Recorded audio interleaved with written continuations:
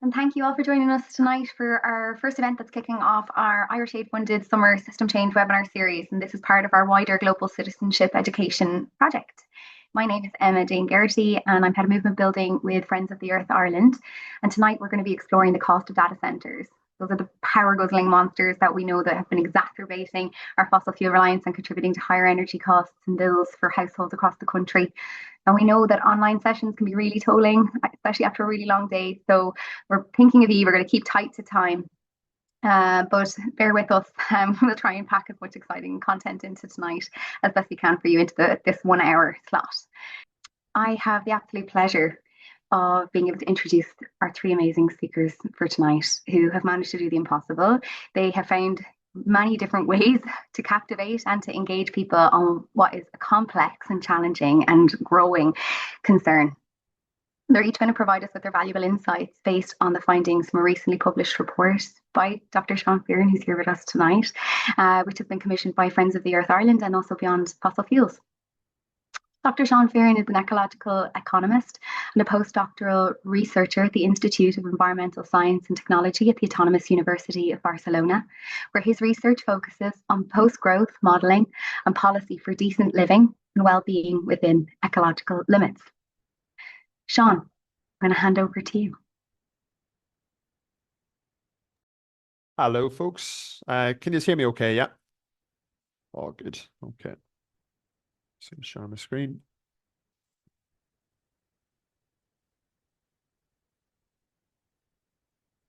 And this is visible? Yep. Yep, looks great, Seán. Okay. All right, folks, thank you very much. And thank you for the generous introduction, and very happy to sort of take part in a discussion in the workshop today.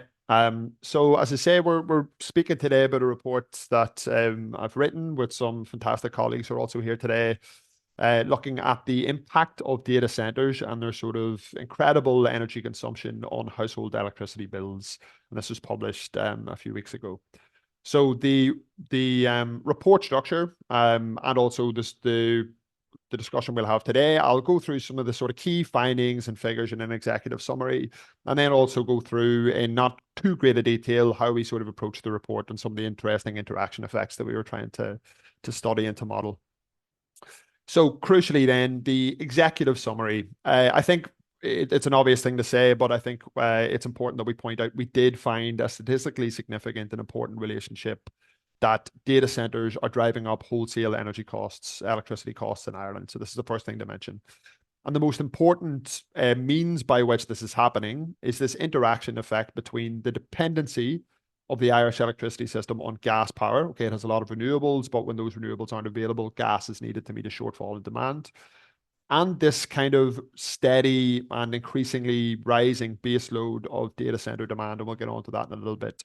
And we find that this interaction effect between our gas dependence and the sort of the constant energy demand of data centers produced an estimated additional cost for the average Irish household between 2015 and 2023 of €360. And if we sum this across all households in that period, this equates to €715 million combined for all Irish households, which is a very significant figure of money for households that went unpaid towards other bills and stimulating greater demand elsewhere in the economy and so on. In the future then, we also try to look at if data center growth continues as it will now or as it's expected to, and there's different renewable pathways, okay, so more or less renewables come on the grids.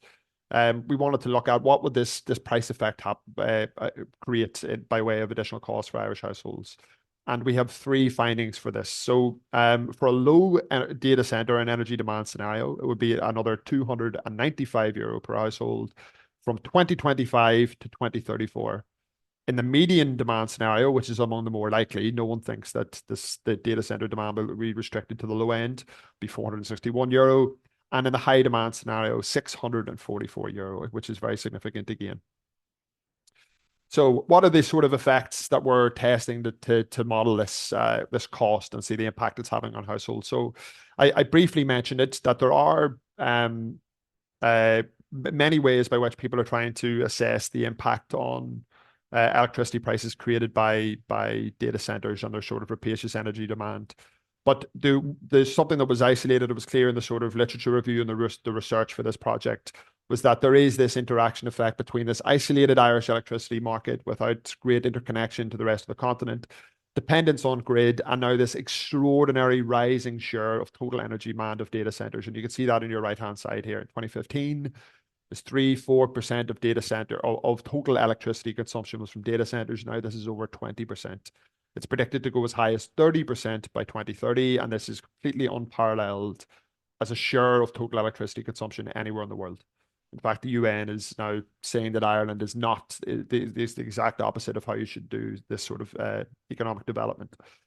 And of course, then we also have extremely high gas dependency. You can see that still 40 to 41% of all electricity is generated by gas in Ireland. But crucially, in times of the day when demand is high, whenever people are home from work and they're washing and cooking and so on, there isn't enough renewables to meet this demand, and gas sets the price. And we'll get on to that in a little bit later, but the price of electricity, wholesale prices. So just a little bit more about data center energy demand and the shape of it. And I think this graph is useful to explain this. Unlike households or small businesses, I don't have a graph to explain it, but you can follow me. During the day, demand is super low for houses because people are out of their house and so on. But when they're back in the evenings, as I just discussed, demand goes up, and this happens across the whole country. Data centers, unlike this, constantly consume electricity at an essentially constant rate. And when you standardize this against the sort of daily averages of data center consumption, you can see that there are only a handful of times, and this graph is showing data center consumption for every single hour in 2023. There's only a handful of times in which it's strayed beyond 5% of the average. So it's constantly on, and it's constantly at a sort of high base load on the grid. And of course, as the share of total demand rises, well, so too does this base load. And this is important because electricity markets, wholesale markets, set prices based on the merit order or merit order operations. And it basically says, if you're following this curve here now on the graph on the right-hand side, when demand is low, we are able to choose the sort of cheapest generators that are available in the merit order stack, and those are renewables. So the marginal cost per kilowatt hour, megawatt hour, whatever it is for renewables is essentially zero. It's extremely low. But when there's not enough renewables available because the wind isn't blowing or because there's a constraint on the grid or whatever it might be, then we need gas to dispatch. And as demand rises, we need more and more inefficient gas because you've picked the cheapest gas first.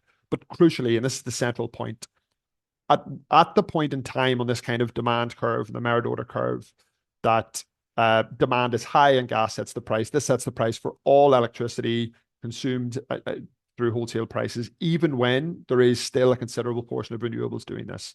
So the jump on the grid in wholesale prices between renewable prices to gas set prices is really significant. Now, how did we kind of reflect this kind of operation in our model, and why is it important for measuring data centers? Well, the data for this merit order stack at each hour and each day and so on isn't available publicly. And so we have to try and recreate this relationship. And we do this by a variable called residual demand, right? So I'll not bore people with tears, just about a long day and so on. But this is essentially at any given point in time, what is total demand on the grid minus available renewables.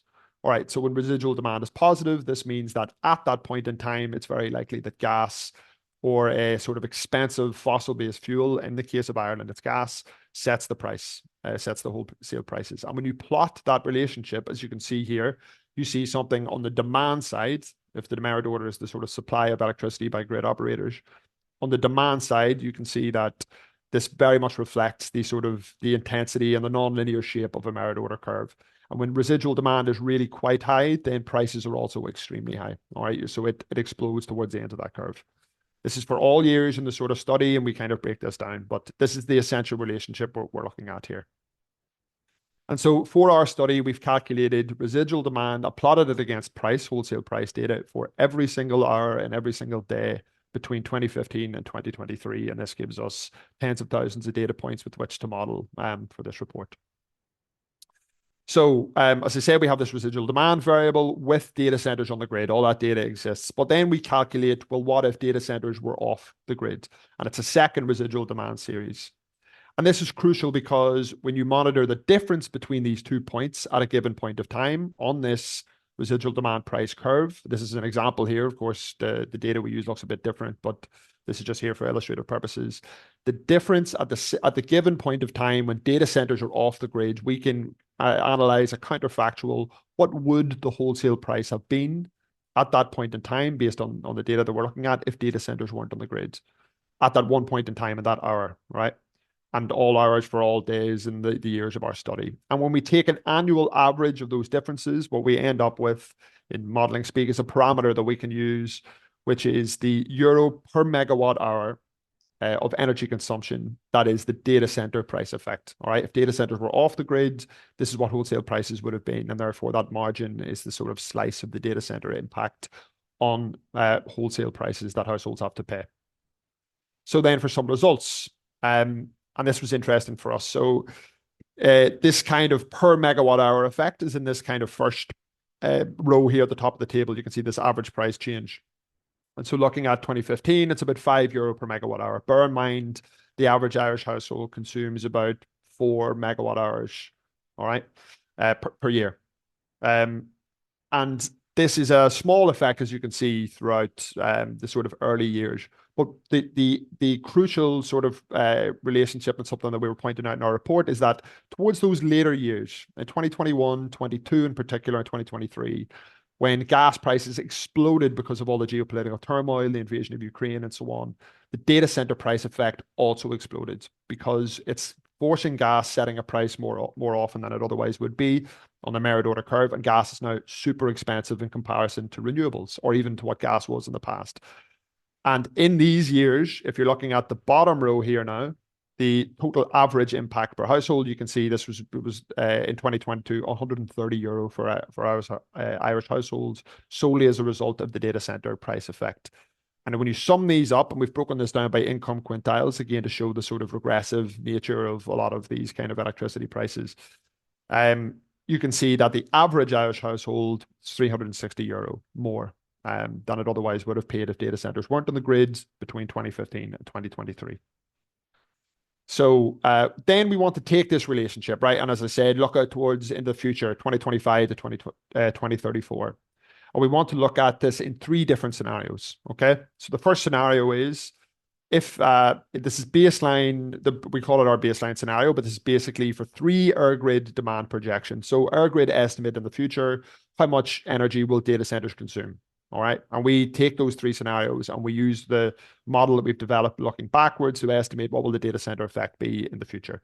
Then secondly, if there's more renewables on the grids, and this is our second scenario, what would happen to data center price effect? All right. If we have more expansive, more rapid build out of renewables, this reduces our dependence on gas. Does this mitigate the effects? And we can show you these results. And scenario 3 then is what if there's another price shock? And at the time of writing this report, we are going through another fossil fuel price shock because of the Israeli and American attack upon Iran and the supply constraints and so on that have emerged from this. So we haven't modeled that price shock, but a stylized price shock, again, just to show the exposure of Irish households to this data center effect and our dependence on gas. So we don't need to go into detail here, but just to drawing your attention here to the table on the bottom right-hand side, and it basically shows you in percentage terms what these estimates of data center share of electricity will be. And in a high demand scenario, data center energy consumption of total electricity consumption in Ireland by 2030 will be 30%. So this is the kind of scale that we're talking about. And yeah, certainly people within this space, I think this is a plausible reality. So we're modeling the price effect of these 3 different data center and overall energy demand scenarios. Then the second one is these 3 renewable capacity scenarios. So we use EirGrid's own projections and then build them into our analysis of the data center price effect. And then also we use the SEAI, the Sustainable Energy Authority of Ireland's assumptions about what future renewable development will be more positive, which is with additional measures, WAM, and less positive with existing measures. We also factor that in as well. And funny, actually, when we launched this report, there was a modeler from the SEAI present at our launch and said that these figures have now been revised because the Irish government is so far behind on the renewable build out, and our results are probably conservative, and if the price effect in the future will be higher than it would otherwise be. And so this is just some information about how we stylize the price shock for scenario 3. And this is basically built on the price shock in summer of 2022, which is you can see in this graph on the right-hand side, the sort of biggest leap in prices as a result of fossil fuel price constraints. So again, some results here, and we're towards the end. So as I said at the start, at a per household, at an average household basis, we estimate across these 3 different demand scenarios that we point out. So if data centers are consuming maybe 22, 25, 30% of the grid's electricity, then you can see this clear leap between 295 in a low demand scenario, which we don't think is going to happen, and data center development seems certainly to go beyond this, all the way up to 664 per household. And across the 10 years of this period, for all of our, if you accumulate all the households and all that they will spend in this period on this data center effect, it'll be over €1 billion. So this is a massive result that we've been trying to spread as well. So again, what if we build out more renewables? Does this reduce our reliance on gas? Does this have a sort of significant effect on the price effect? It does have an effect. And you can see then within this kind of more complicated table on the right-hand side, at the sort of blocks are in the demand scenarios. So this kind of baseline that we were talking about. And then within these blocks, 3 different renewable development pathways. And so there are some changes cumulatively over 10 years. Different renewables build-outs might cause households to pay 40, 50 euro less cumulatively. But clearly in all of these cases, demand by data centers, this constant base load, will still have this price-setting effect of gas despite when you average this effect out over a year, even if renewables build out at a rapid pace. So this is something that we're saying in this report. The renewables development so far, or what the SAI think will transpire, is not sufficient to offset the data center price effect if we do not reduce data center demand. And that's a clear finding in this report. And then finally, our stylized kind of price shock, if there is a fossil fuel price shock in 2030, and we're just assuming and modeling one that will happen here, there are clear and significant price effects also for this. So this is additional the data centers will cause households to pay. So in 2030, it'll be an extra 32, 44, or 54 euro if a price shock on the same scale as summer 2022 transpires. And if prices stay high in 2031, this will be an extra 11, 16, and 20 euros for all households across our 3 demand scenarios that I mentioned. So cumulatively, this is really, again, quite significant, and it's on top of what households are already expected to pay. So these are additional costs. So to conclude, folks, and I know we're throwing out a lot of numbers at you here, but we have other speakers who can really sort of digest this, and also plenty of time for questions, I hope. But so sort of some core issues here. So rapid growth in data center energy demand has embedded dependence on fossil fuels in the Irish electricity market. And anyone that's working in the space or involved in environmental activism, I'm sure will be familiar with this. And this removes the ability, for the context of our study, for renewables to play a meaningful role in reducing prices, because we're still dependent on gas. All right.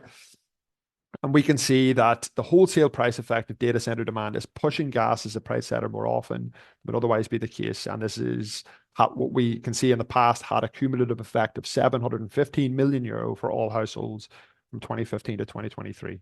All right. In the future, as I pointed out earlier, estimated renewables growth is not sufficient in the vast majority of years or scenarios to eliminate this price effect. And curtailing data center energy consumption is the primary driver in suppressing this cost effect. So we can still build renewables, we can still have other policy looks or policy sort of mechanisms to try and address this. But crucially, if we do not take this constantly high load of demand off the grid, it will still have this rising floor effect on the merit order, pushing gas as a price setter more often than would otherwise be. And so, yes, it's crucial that we develop our renewables and so on, but as a point of industrial strategy from the sort of macroeconomic point of view of the Irish government, that curtailing data center demand is crucial if you want to mitigate this effect, and it can't be undone by renewables themselves. So that's me, folks, and thank you very much.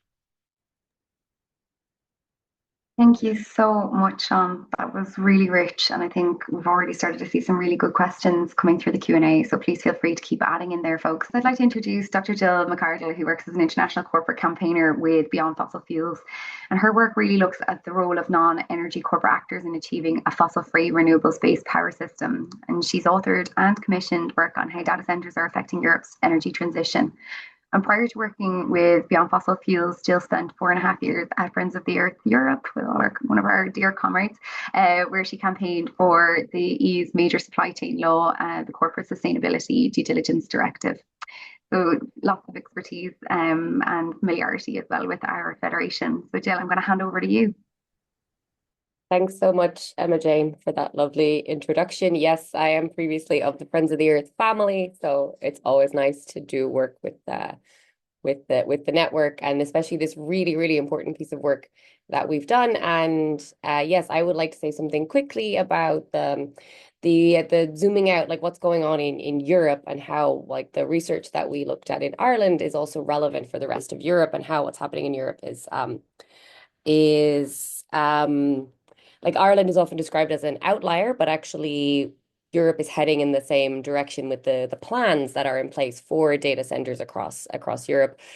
Firstly, to say that I was thrilled to work with Friends of the Earth and Sean on this really important piece of work at Beyond Fossil Fuels. We work on the transition away from fossil fuels in the power sector in Europe, and that's why we came to look at data centers, because they're a very big challenge to our energy systems, the growth in data centers. So, we've had data centers for a long time, but now we're really experiencing this unprecedented growth, largely driven by the AI race of the big tech companies. And this is putting pressure on our grids, our energy systems, our energy supply, and our climate goals, and also on the costs of energy, which is exactly what this study looked at. And the risk of prices rising is not unique to Ireland. This was already happening actually in the US, in several places in the United States, where there's been a big rapid expansion of data centers. Bills are really skyrocketing for communities in some places, and there's a lot of discontent there about this. And now we were interested in the question, like, is this a risk for Europe too? And we looked at Ireland, and we see that yes, it is already happening in Ireland, and it could happen in other places too, because Europe is planning to expand on data centers, while many countries in Europe have a dependency on gas in their power system. So not only Ireland, but like Italy, the UK, Germany, the Netherlands, like many countries have a lot of gas in the power system, and this pressure on the power system could drive up costs as well in an energy crisis, which I will say more about in a minute. But to say about what the EU is planning to do at the moment in this context, rather than kind of slowing down and putting safeguards on this, the EU has actually just announced a plan to triple data center capacity in Europe and invest a lot in building new data centers.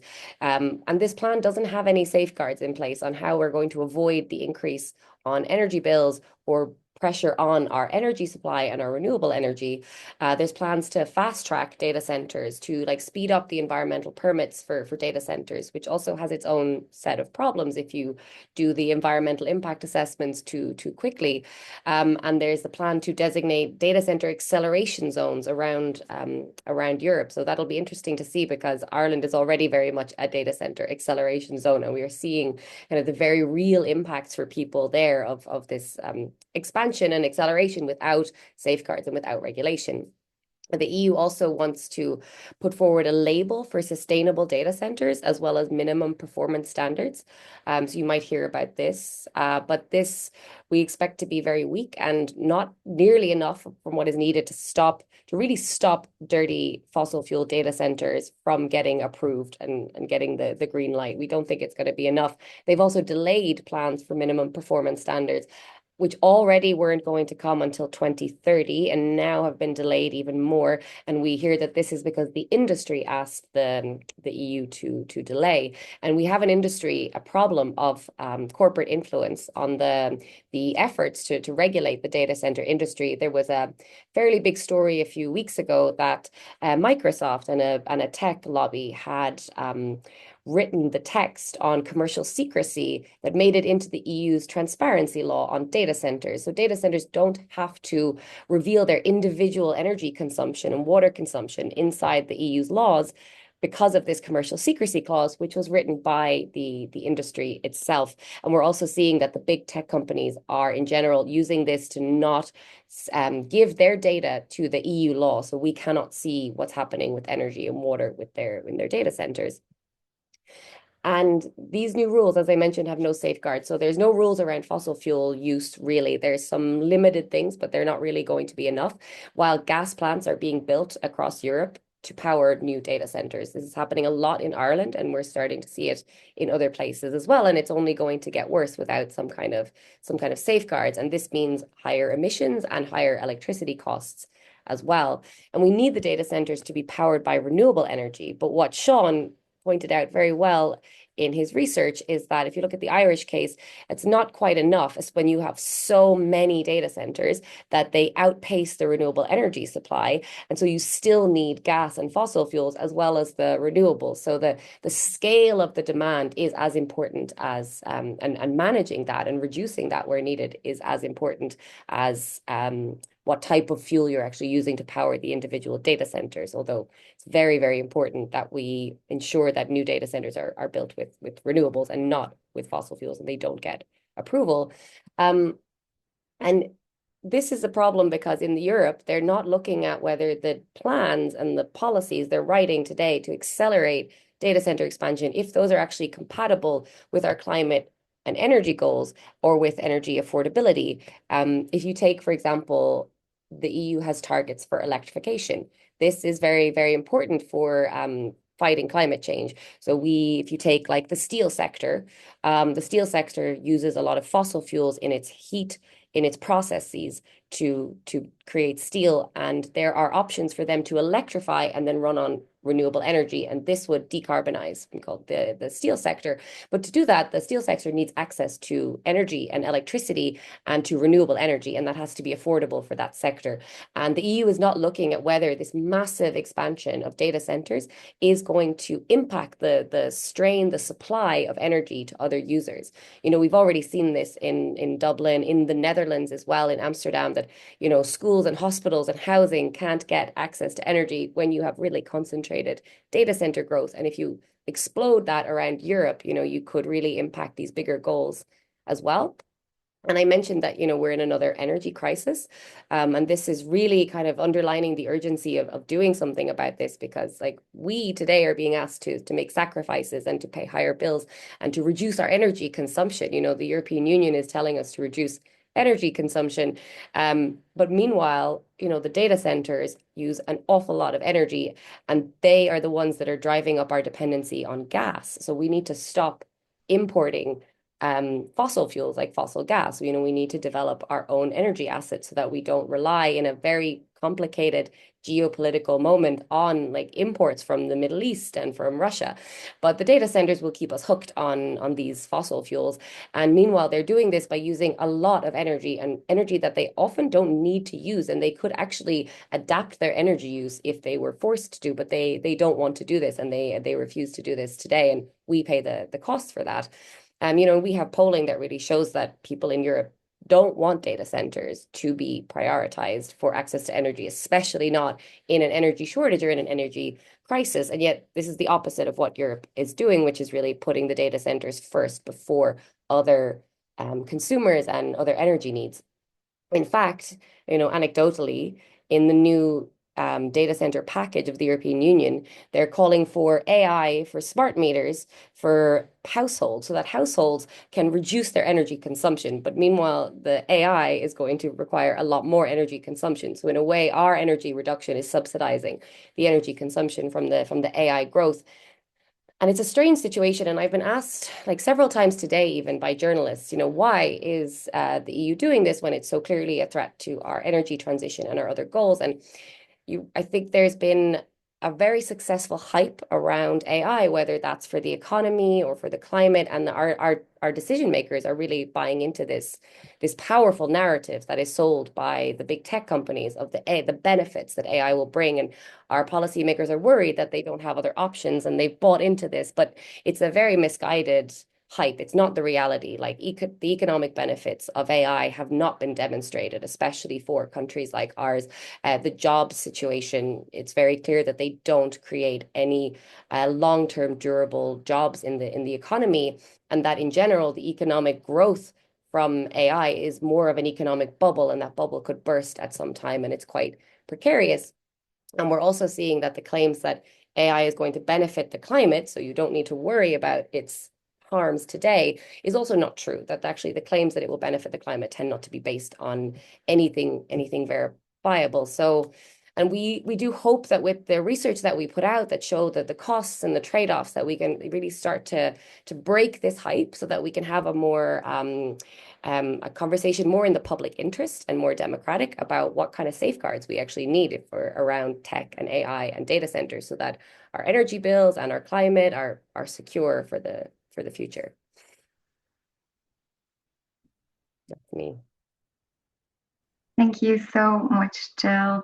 So great to get those insights from the European perspective and really helping us to start to grow this. And I know now we're going to hand over to Rosie in terms of being able to bring it back down to the Irish context. So for many of you, they don't think Rosie is an unfamiliar face, but for those of you who might be new, just joining tonight, this might be your first Friends of the Earth event.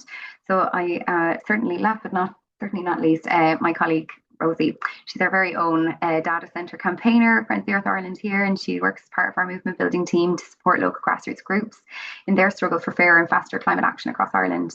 And prior to working with Friends of the Earth, Rosi has long been involved in the struggle for tenant rights and public housing in Dublin. So she is a great organiser, a great activist, and no better woman leading this campaign and putting a spotlight on these issues and drawing parallels for us in ways in which we can feel that we are equipped enough to be able to take action on it and collectivise around it. So Rosie, hand over to you. Thank you so much for that very generous introduction, Emma Jane. So I'm just going to share my screen. I'm not going to talk too long. There's some really, really great questions coming up already.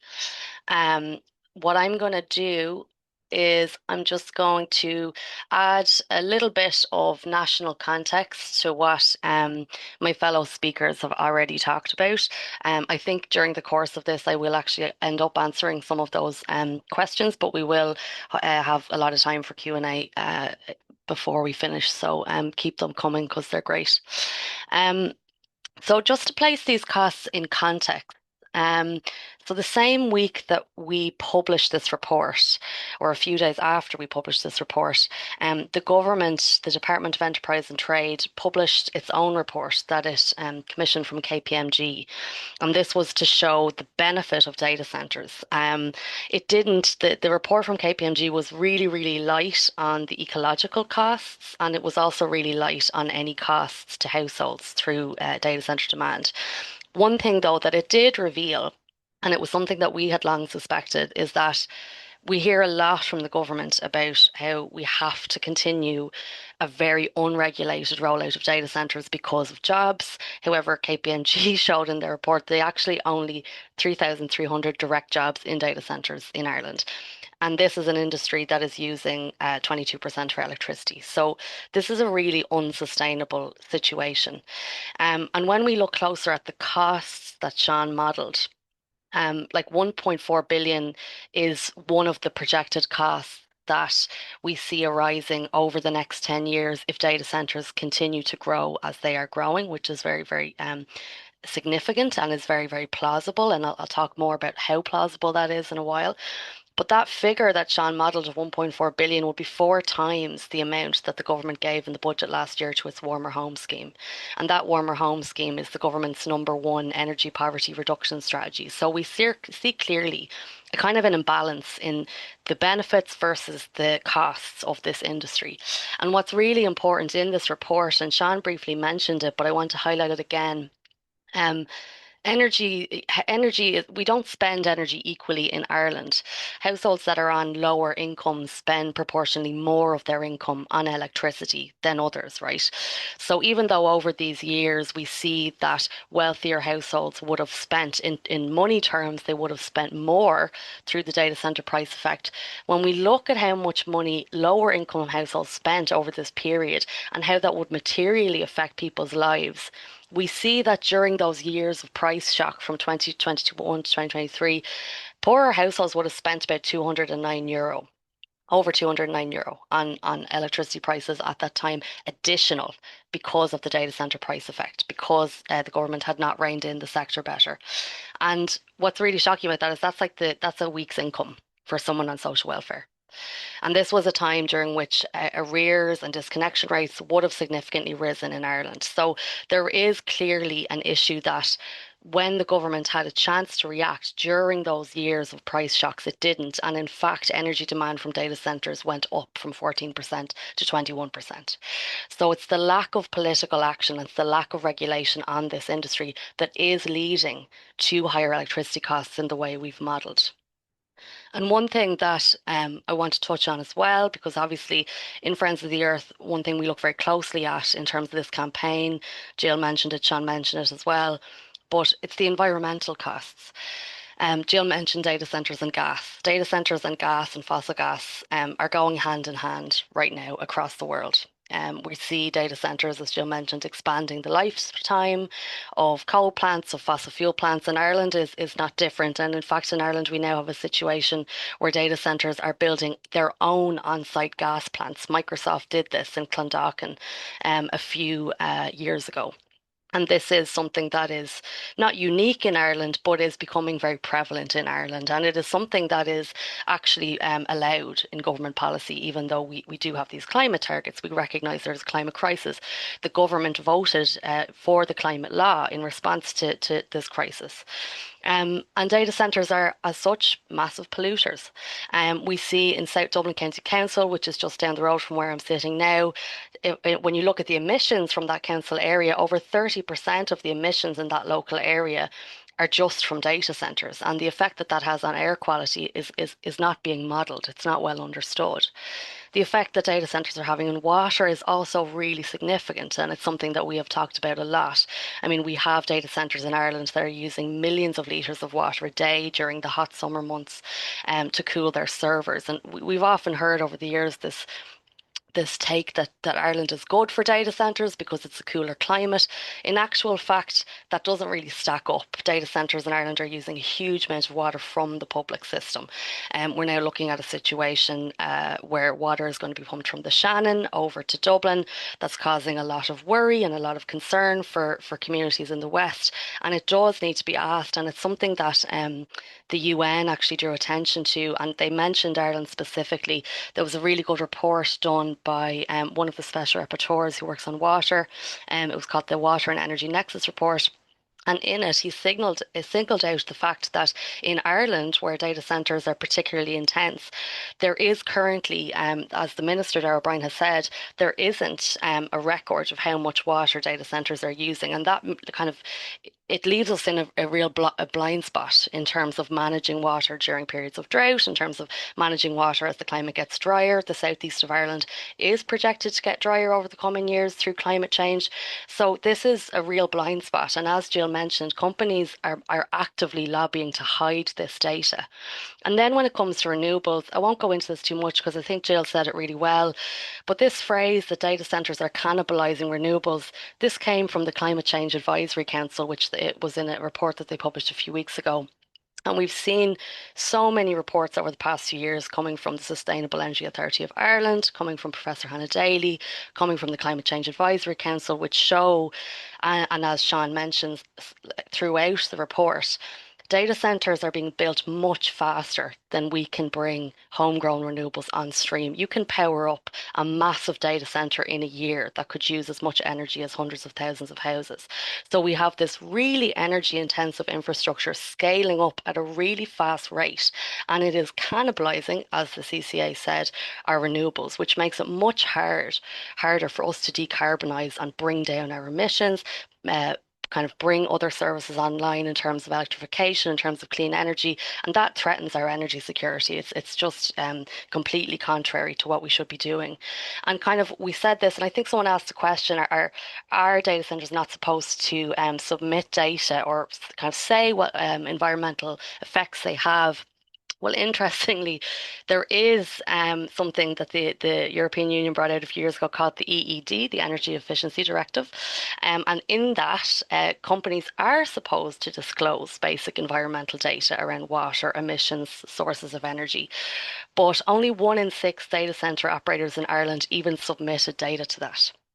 So there is this huge lack of transparency, and the public are being asked to pay a price for this industry, but they're getting very little back in return, and that includes transparency, public information, and it's really not good enough.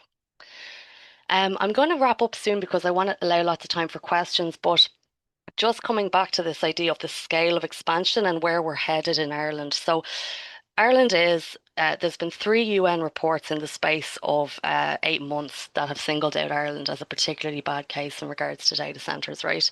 And yet for all of this, we see the government kind of continuing apace with rapid data centre development. So over the next few years, it is projected that there'll be an additional 5.8 gigawatts of new data centre demand in Ireland. That's about the same as the entire island is using on a dark winter's day in terms of energy. And Professor Hannah Daly, who lots of people will know here, she's written a lot of really amazing reports on this issue over the past few years. But she was in the Oireachtas AI committee yesterday giving evidence regarding the environmental cost of AI. And she said this quote that this 5.8 gigawatts of new data centre demand is the equivalent of 6 Moneypoint power plants. Moneypoint is the coal station in the west, which was supposed to be decommissioned by now, but it hasn't been yet. And she said, we do not need 6 Moneypoint power plants to meet the digital needs of universities, the Oireachtas, or the public good. And this kind of brings us to my last point, is like, who is benefiting from this arms race? What is all this data for? Personal use of data is a drop in the ocean, and I see someone asked that question there. About 15%. It's very, very hard to get good information on this. Companies don't like to disclose this data. The best guess that we've seen, and it was in a report actually that Jill, you were involved in with Catan, Josie, that I can put in the chat later, is that somewhere around 15% of data center demand at the moment is going towards AI. Generative AI is incredibly energy intensive. It's being built into the systems we use. It's everywhere. To bring in a more recent example, we see issues around algorithms, we see issues around online advertising, and we see this kind of new class emerging of tech billionaires. I think Elon Musk is actually now a trillionaire.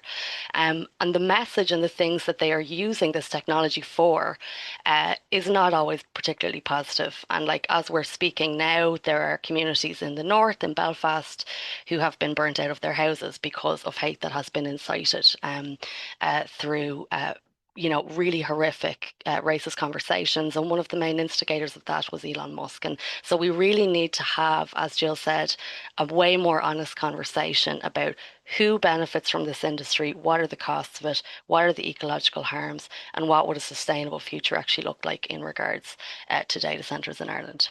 I'm going to stop sharing now, and we can go to Q&A. Thank you so much, Rosie. That was really, really, really great colour to an already really rich conversation that we've started. And thank you to everybody who's been writing in questions and comments. It's really great. I think a couple of our speakers have already kind of identified some of the questions that they'd like to maybe respond to, and some of them are really quite specific. I'm wondering just on, there's 1 or 2 of those which are quite specific to your research, Seán. We might start with those just to kind of give clarification, and then we might go into some of the other kind of more discussion based ones. Would that be okay? So we might start with Jack's question there around the Department of Environment asking the energy supplier lobbyists how to lower costs on households. That lobbyist replied that they need more customers to lower the price. Do you think that this is misleading on the part of the lobbyists?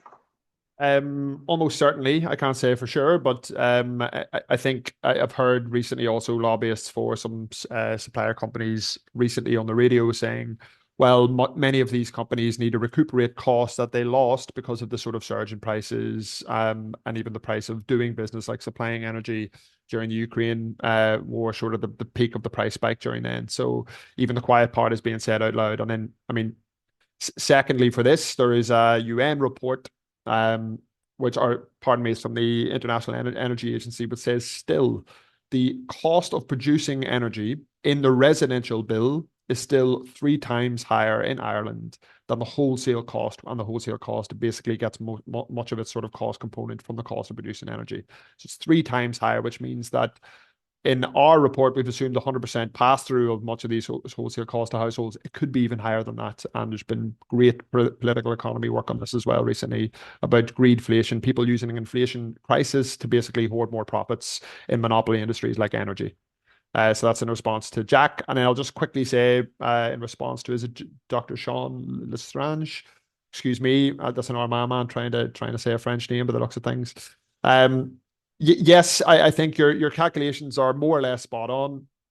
And in our report, Sean, we will show what that average percentage effect of the percentage of the data center price effect as a percentage of total residential bills was.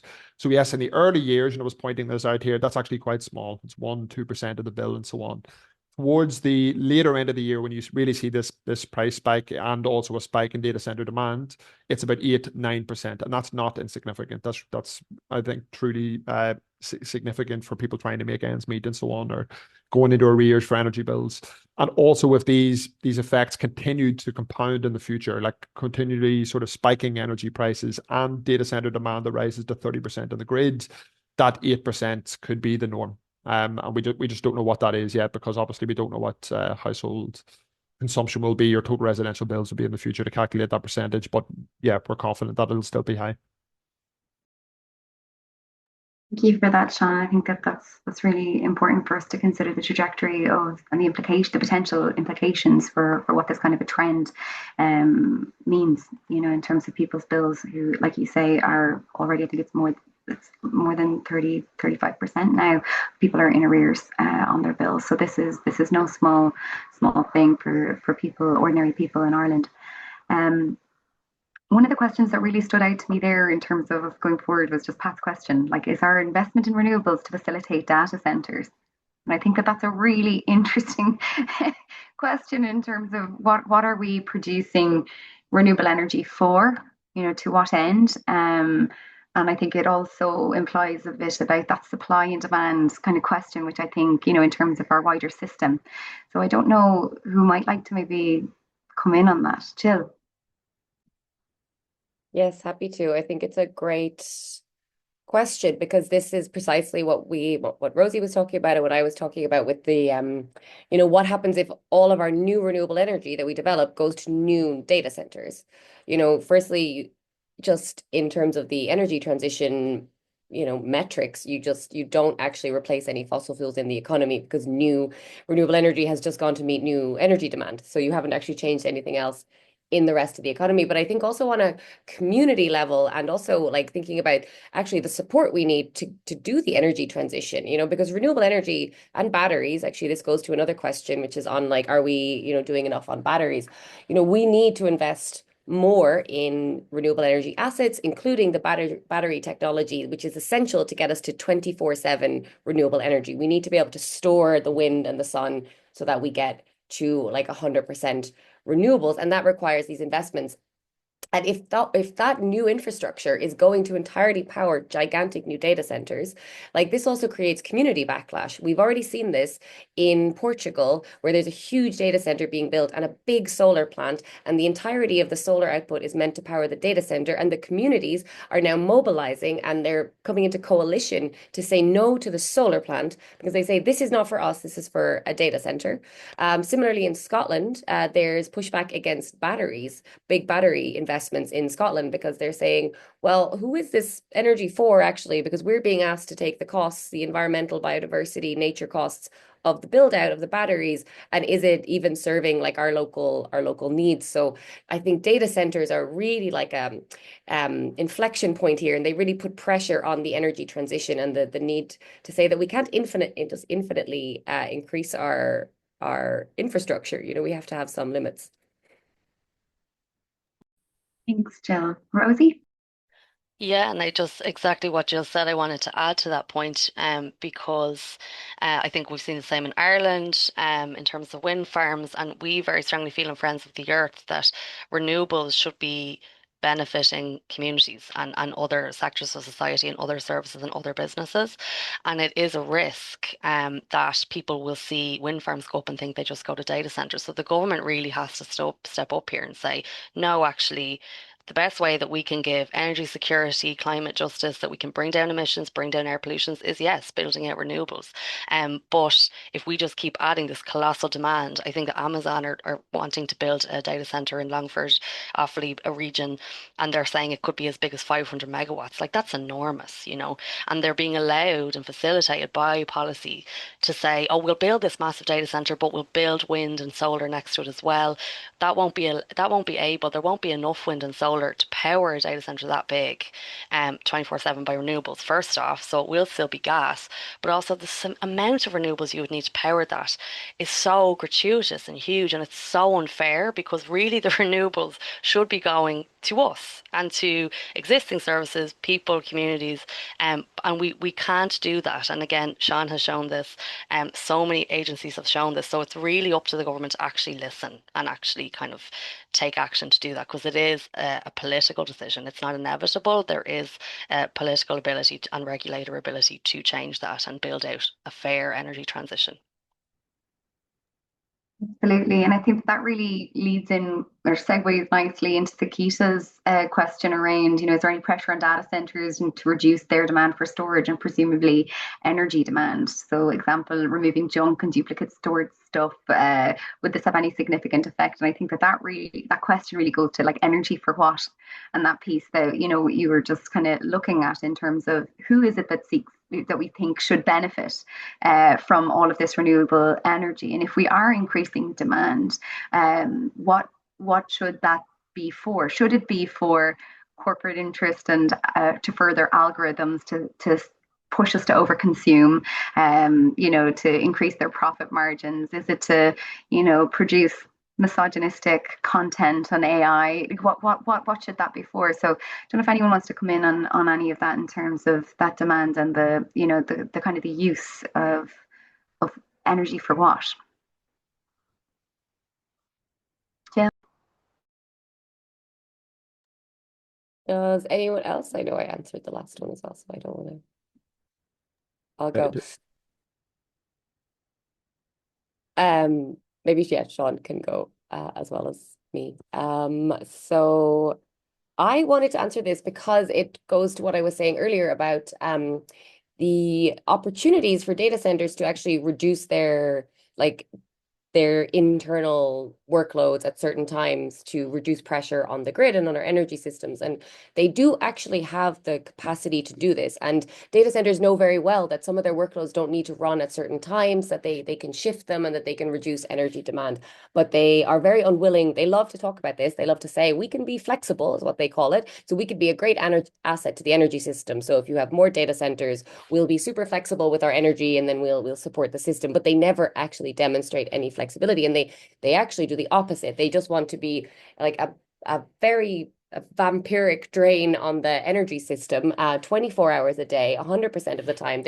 They're so afraid of ever being switched off that they will immediately switch to their backup power if there's even the slightest hint of a disturbance on the grid, which actually itself causes a huge pressure on the grid, because suddenly you have this huge amount of energy that disappears from the grid and then reappears. So they're very selfish in their energy use as well, and very untransparent, like to Emma Jane what was saying about what the data centers are actually doing. So we don't really know. We know that a lot of the data centers are built for AI, but what their specific data centers do at any given moment, we don't really understand. But they will tell us, if you cut us off, then the world will end. And of course, we know that, we wouldn't be having this meeting without data centers. It's an online meeting. It's that data is hosted somewhere.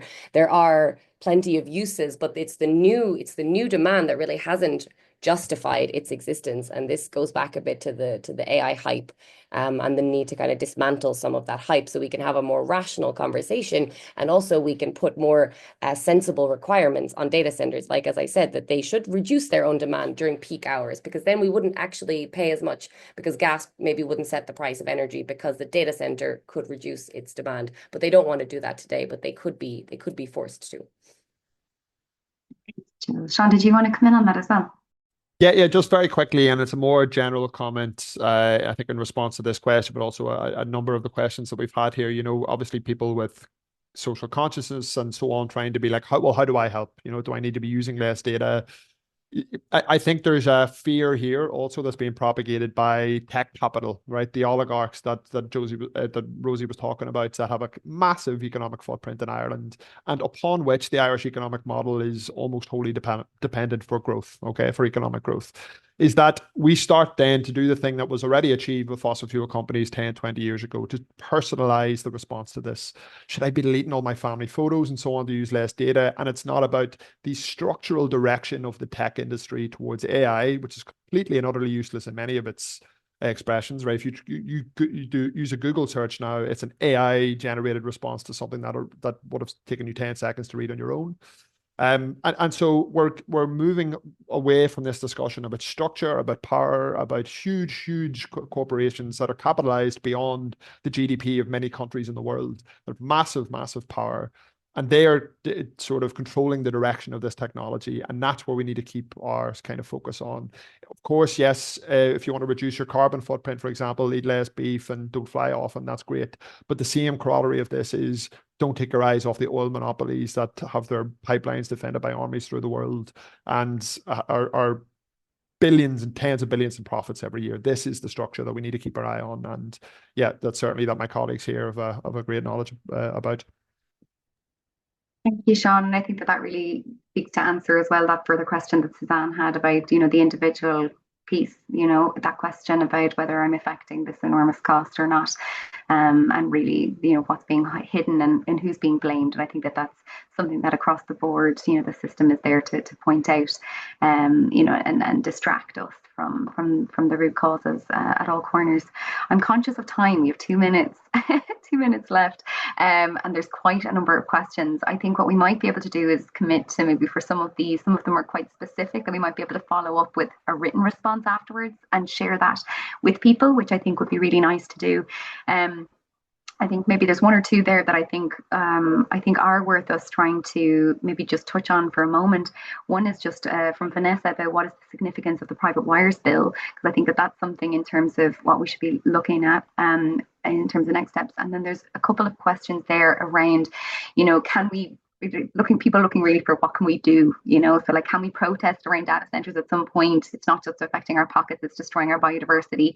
Looking at what can the public do to reduce the need for large data centers. We're all guilty of storing thousands of photos which will never be used again. So that idea of like, what can we do individually or collectively? And if a data center has been given planning permission by a local authority, are there any legal mechanisms to launch objections? So yeah, maybe those are to you, Rosie. Private wires bill, how relevant is it? And also, what can we do about it? Yes, I love and hate talking about the private wires bill in equal measure. So that is a great question. So the private wires bill, for people who don't know, the private wires bill is a new piece of legislation that the government has been planning to bring in for a few years, but they are now progressing with it, and they'll be looking to pass it soon. And basically what it does in a nutshell is, right now in Ireland, the only people who can operate a electricity network are ESB. And that comes back from, like, when ESB was founded as a state body, electrify and bring all this progress. The government wants to change that. Why it wants to change that is not so clear. One argument they give is to increase EV charging, so that if you live in a house that doesn't have a driveway, you can put a charger outside on your wall, and you can use the public path to run the line, because technically now it's legally ambiguous whether you can do it or not. Loads of people do it, but it's ambiguous. So they say that's one of the reasons. But And that would be great. It would be great to increase EV charging. But what's really interesting is when the energy regulator was asked about that, they said they didn't really think that the government needed to change the legislation in order to do that. They could use existing legislation, a few tweaks here and there. What's really interesting for us, and for a lot of other people who've been looking at and following the private wires bill, is the government published a policy a few months ago called the Large Energy User Action Policy, and it was like a roadmap for how it would increase data centres and AI in Ireland. And private wires is mentioned as a key strategy in that. So you basically have the potential for a data centre to build its own generation, run a private wire between the two, and problem solved. Bob's your uncle. But it's a lot more complicated because one, there's no rule that would stop them from connecting it to a gas plant. The legislation in its current form doesn't rule out fossil fuel generation.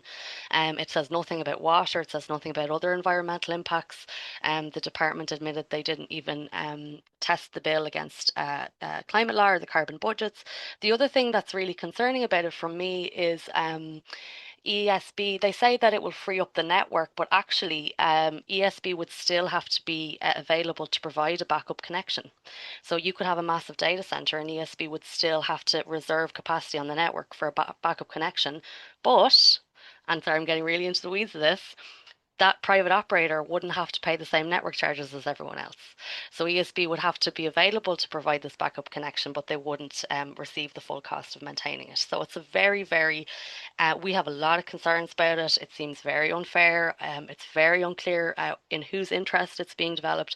And we would really encourage you, if you are living in constituencies in Ireland, to contact TDs about it and just say that you'd like more information on it, you'd like them to raise questions about it, and you would ultimately like them to vote against it unless it doesn't have a lot of clarifying information in there around climate, cost, and who is going to benefit from this.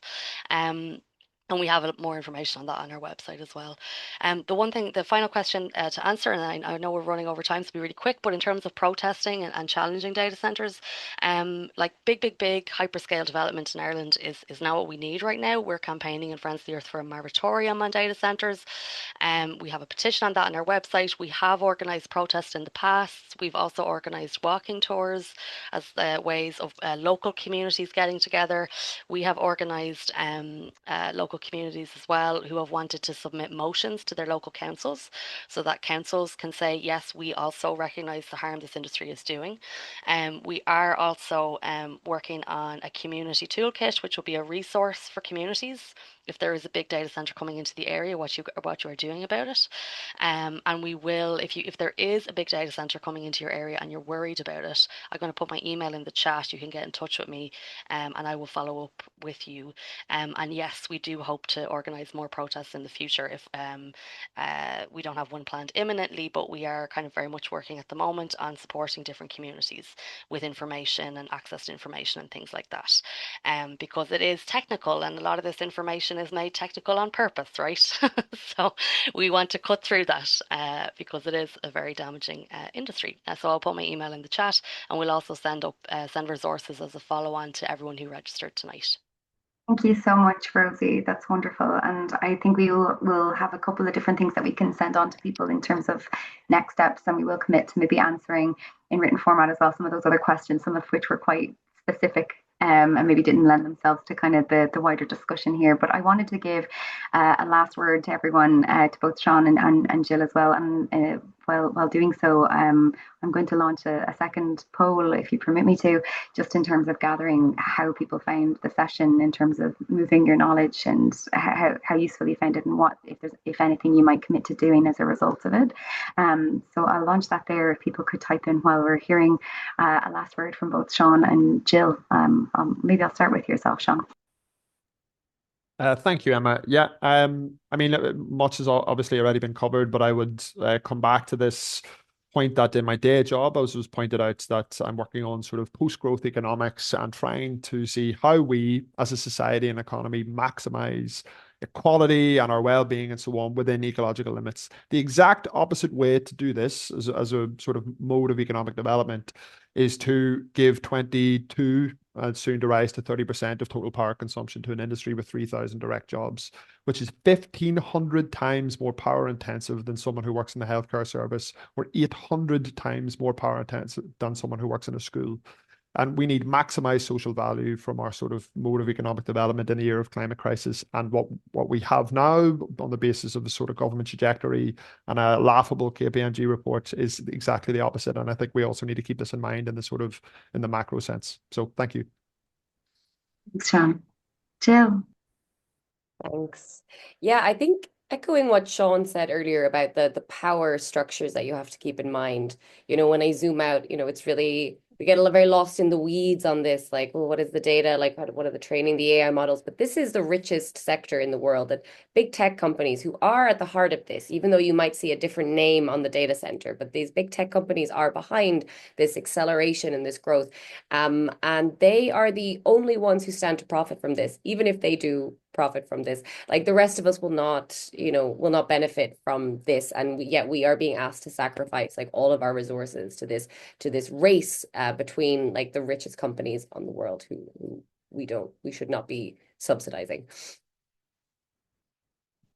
Thank you so much, Jill. I think that tonight, I hope everyone agrees that it was a wonderful opportunity for us to delve deeper into some of these findings, which I know have just been splashed across headlines and various news shows and radio discussions throughout the last 10 days to a week since we launched it. And that's in no small way down to huge amounts of work, from all three of you in terms of making this happen. And I think bringing in this social justice dimension and looking at that intersection of climate and social justice, I think is essential in terms of making these complex issues resonate. My daughter, resonate with people in terms of what the so Special guest. Special guest. So this is the this is the joy. We need to spend more time focusing on care and other kinds of what we center in terms of our economics, and our economy. But I feel that this is you've really offered us a way and an insight into some of these really challenging conversations.